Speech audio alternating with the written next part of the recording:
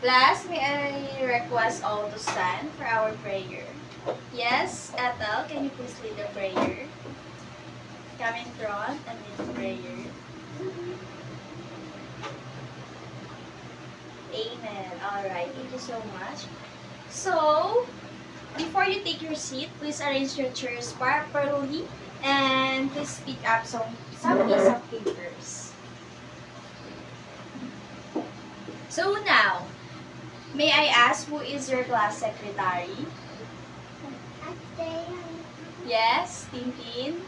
I'm the class secretary. Alright, do you have any absence today? None. Okay, very good. So since you are all here, so we are going to discuss about decorating chiffon cake. So here is our technical terms. Crevices and narrow opening cause via split or crack. It is also a visible or technically same as for decorating a cake. For example, may mga crack, may mga butas. So that's what we call crevices. Next one is spike. It is a way or a process of applying of or shaping a design sa cake natin. For example, flowers, leaves, writing, borders, and anything else. So now, let's move on our objectives. Please read, Ethel. Object of the measurement are accepted.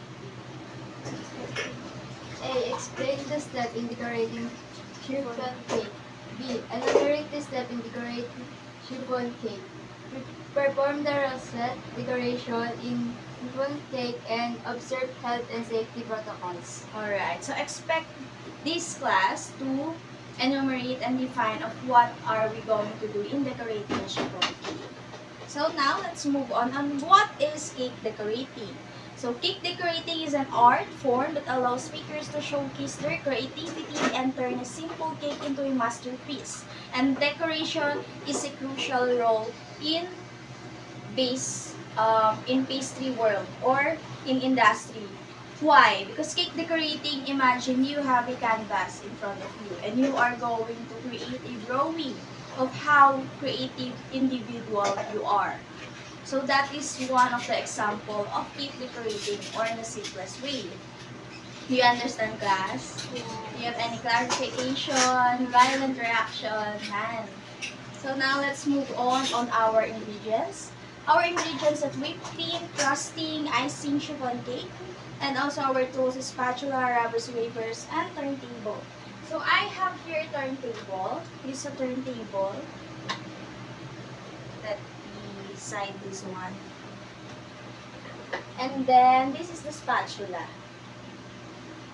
And then this is the rubber scraper. It is used for smoothing our cake. And also this is our chiffon cake. And next one, this is our frosting and icing. So, sa icing, pwede natin siyang kulayan. So, I have here gel color para sa icing natin. If you want a color. Next one, this is the procedure. So, first is cool cakes completely. So, before we're going to start to decorate our cake, we need to cool first our cake para hindi siya mag-collapse. Kasi pag nilagyan nyo na siya ng icing, hindi siya stable or possible, masira lang siya, hindi nyo makikreate yung gusto nyo design sa cake. So, next one is level cake surfaces. So, since ito na siya, naka-level na talaga siya.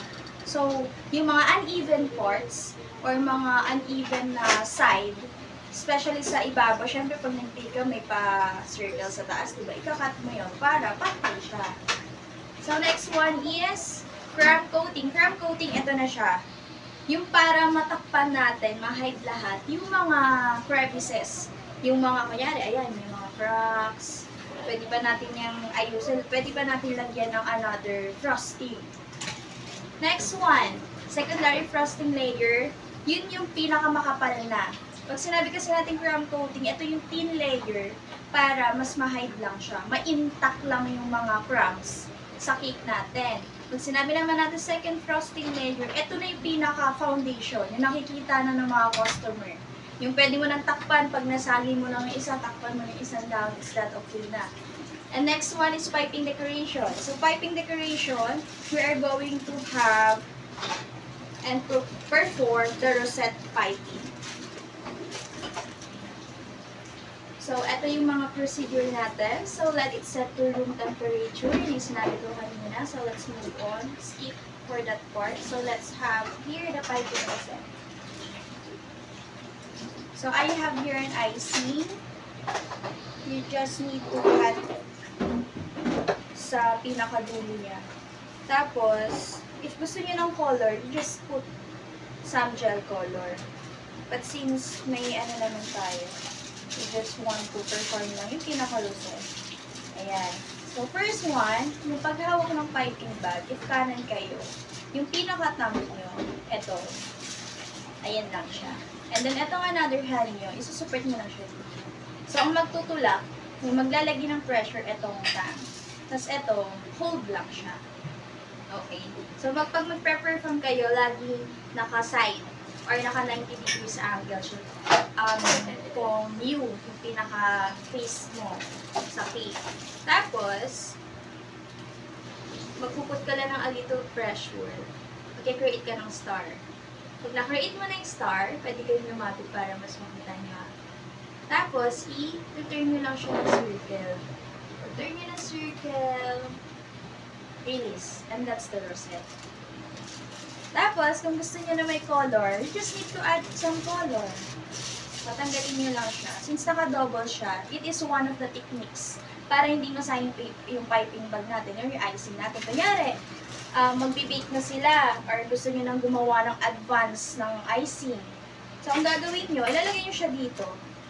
Tapos, nakalagay lang siya sa ref para mas stable yung icing natin para kahit itaog-taog niyo, hindi siya matatanggal. So, kailangan natin dito ng bowl or mixing bowl. Lalagay lang natin siya. Lagay natin siya para may color. Para makita nyo ano yung kaibahan pag may colors. Para mas creative siya tingnan. So, lalagay nyo lang siya dyan. Tapos, you just put some a little gel color. You can use also your spatula or toothpick or whatever you want. Okay nyo lang siya. Konti lang. Basta yung depende lang din sa inyo. Yan. Basta haluin nyo lang siya.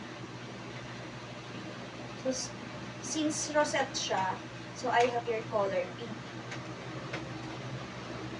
Para mas accurate yung color na. Mix nyo lang siya. Ganyan.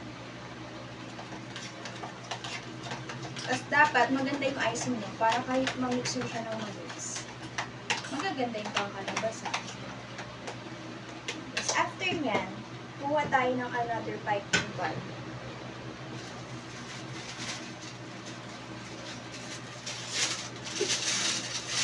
Piping bag, lalagay natin siya dito sa baso para hindi sila mahirapan pag lalagay kayo ng piping bag kasi super messy siya. So, since wala na siyang mga white, tingnan nyo gano'n siya ka-stable. Kaya diba-libag-balibag na siya. Hindi siya makahulog. At ganyan yung dapat na ma-achieve yung icing.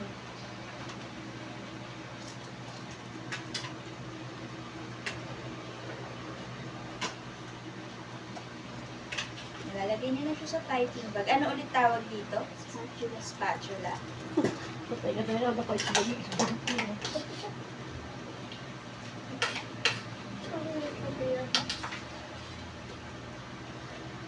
Yan. And after that,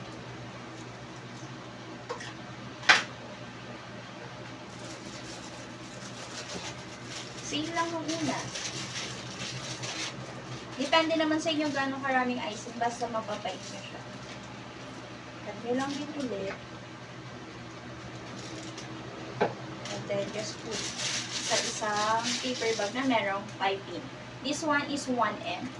So, perfect talaga siya or kinreate siya ng piping nozzle for rose talaga. For rosette. Next, let's create another rosette. Ano yung unang procedure natin? Star. Tapos, circle, around, and then release. So, ayan na yung tsura. So, since alam nyo na, ano ulit yung unang procedures natin, you can pick your seat na. Ano yung una? Cool cakes completely. Second, crumb.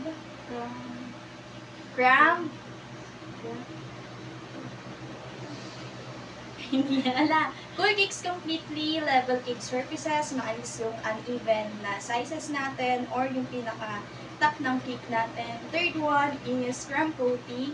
The fourth one is second frosting layer. And then the fifth one, yung piping decorations na natin. So, ilan yung steps natin doon? 5. Ano yung una? Second, level cake surfaces. Third one, crumb coating, and second layer ng frosting, and syempre, ito na yung piping decorations. So, ano ulit yung step pag gagawa? Another third. Kasi later, you will encounter how can you create air piping rosette. First one is star, then release. So, as simple of that. Next. So, since I'm done, so I will call someone na makakapag-create ng rosette. Sino yung gusto? Yes, Tintin? Can you please come in front? And left-handed. Then, dito ka. Para di ka mahirapan. And also pala, don't forget na mag-wear na PPE. You can wear first. What do you think is the reason why we should wear our PPE or personal protective equipment? Para po maiwasan yung mga cross-contamination and para ma-ensure yung mga safety. Okay, very good. Then also yung hands natin dapat clean. And dapat anong pwedeng alisin? Accessories.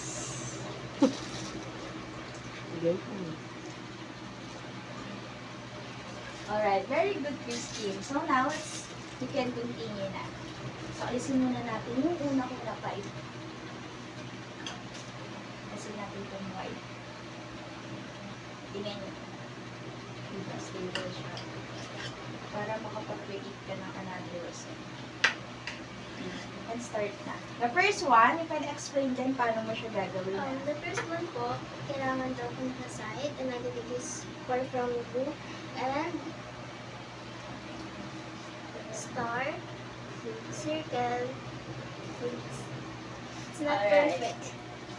It's fine. Oh, another reset. Hold the from your thumb. Since left-handed ka, ito, push natin. Left-handed ka pa rin. Tapos, itong isa mo, nakahawak lang siya dito. Nakaalalay lang yan. Tapos, mas comfy ka ba dyan? O, then, start ka na. Put ka na a little pressure, and then hayaan mong lalabas muna siya. O, stop, and then tsaka mo siya iikot. Habang nag-pressure ka. Alright, another one. Star. Explain mo paano mo siya ginagawa, ah. Star, and then circle, release. So, it's look like rosette naman, di ba? Slide lang po. But that's very good. Thank you so much. So, you can sit na.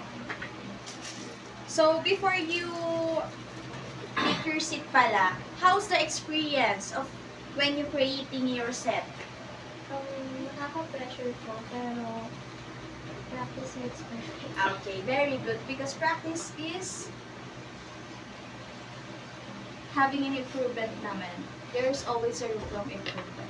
So, your next performance, you are going to decorate a chiffon cake. So, since ito ay rosette, you can also search or I will give you a task.